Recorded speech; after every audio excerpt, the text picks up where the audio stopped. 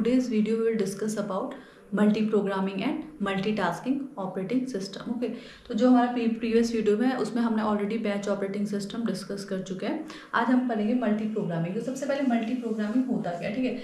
तो अभी हमें नेम से ही पता चल रहा है मल्टी प्रोग्रामिंग मतलब जहाँ पे आप मल्टीपल प्रोग्राम्स या वी कैन से प्रोसेस या जॉब्स जो हम बोल रहे थे अपने बैच ऑपरेटिंग सिस्टम में, तो जो मल्टीपल प्रोसेस अगर हम एग्जीक्यूट कर सकते हैं तो उसको हम बोलते हैं अपना multi programming operating system. Okay, तो ये होता कैसे है, लेट अस सपोज हमारे पास सीपीयू है। ओके, तो सीपीयू हमारे पास, हम यूनिकोड की हमेशा बात करते हैं पहले, तो हमारे पास एक सीपीयू, तो एक टाइम पे तो हमारे पास एक ही प्रोसेस शेड्यूल होता है या एग्जीक्यूट होता है, ठीक है।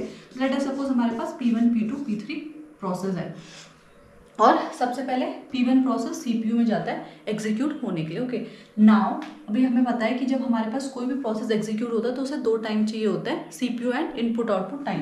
तो CPU and input output time से चाहिए, तो P1 पहले गया, उसने अपना सीपीयू टाइम एग्जीक्यूट किया and now it want some input output device also. तो वो अपने इनपुट आउटपुट डिवाइस के लिए उसने जो भी उसे इनपुट आउटपुट डिवाइस एक्सेस करना है उसने वो एक्सेस किया। अब इस टाइम पे क्या होगा कि आपका सीपीयू आइडल रहेगा क्योंकि प्रोसेस तो अपना इनपुट आउटपुट कंप्लीट करने चलेगी, ठीक है। तब इस समय क्या होता है कि नाउ मल्टी प्रोग्रामिंग में क्या होता है कि जो दूसरी प्रोसेस है P2 वो सीपीयू में चली जाती है एग्जीक्यूट करने के लिए, ठीक है। इसलिए इसे मल्टी प्रोग्राम बोल रहा है। जब आपका जो आपका बैच ऑपरेटिंग सिस्टम था उसमें क्या था कि अगर P1 प्रोसेस सीपीयू करके अपने इनपुट आउटपुट में गई है, लेकिन हम P2 को तब तक शेड्यूल नहीं करते जब तक उसका सीपीयू इनपुट आउटपुट दोनों कंप्लीट हो जाए, तब हम P2 को शेड्यूल करते थे, ठीक है, क्योंकि उसमें उतने टाइम तक के लिए सीपीयू आइडल रहता था। तो इसीलिए मल्टी प्रोग्राम आया जिसमें सीपीयू आइडल ना रहे। अगर कोई प्रोसेस अपना इनपुट आउटपुट टाइम करने के लिए गई है तो उस बीच में अगर सीपीयू आइडल है तो दूसरी प्रोसेस सीपीयू अपना एग्जीक्यूट कर सकती है, ठीक है। तो इसको इसके लिए मल्टी प्रोग्रामिंग बोलते हैं, ठीक है। बट इसमें एक और इम्पॉर्टेंट पॉइंट है कि लेट अस सपोज अगर कोई भी प्रोसेस है, लेट अस सपोज P3 है, ठीक है, इसने अपना कंप्लीट किया, दोनों ने कंप्लीट। अब P3 कोई प्रोसेस है वो आई, अब P3 को इनपुट आउटपुट नहीं चाहिए, ठीक है, उसको सिर्फ सीपीयू चाहिए।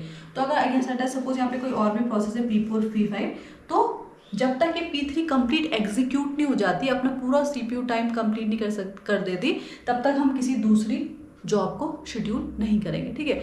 अब अगर आपका वो इनपुट आउटपुट टाइम के लिए जाती है और आपका सीपीयू आइडल है, तभी हम किसी दूसरी प्रोसेस को उसमें शेड्यूल करते हैं। तो ये इंपॉर्टेंट, ठीक है। मल्टी प्रोग्राम में मतलब multi programme different process execute हो सकती है सीपीयू में। जरूरी नहीं है कि जब तक एक कंप्लीट हो जाए तभी हमें दूसरे को करना है, लेकिन ये कब होगी अगर कोई प्रोसेस सीपीयू को छोड़ के अपने इनपुट आउटपुट टाइम में चल जाती है, तब जाके हम उस दूसरी प्रोसेस को ला सकते हैं, ठीक है। अगर कोई प्रोसेस है जिसके पास सिर्फ सीपीयू टाइम है तो वो हम उसे प्रीएम्प्ट नहीं कर सकते, पहले वो पूरी कंप्लीट एग्जीक्यूट होगी तब जाके कोई दूसरी प्रोसेस एग्जीक्यूट होगी, ठीक है। तो इसे बोलते हैं multi programming. Now comes the multitasking operating system, ठीक है। अब इन दोनों में एक्चुअली काफ़ी कंफ्यूजन होता है लोगों को, इसीलिए मैंने दोनों को एक साथ लिया है।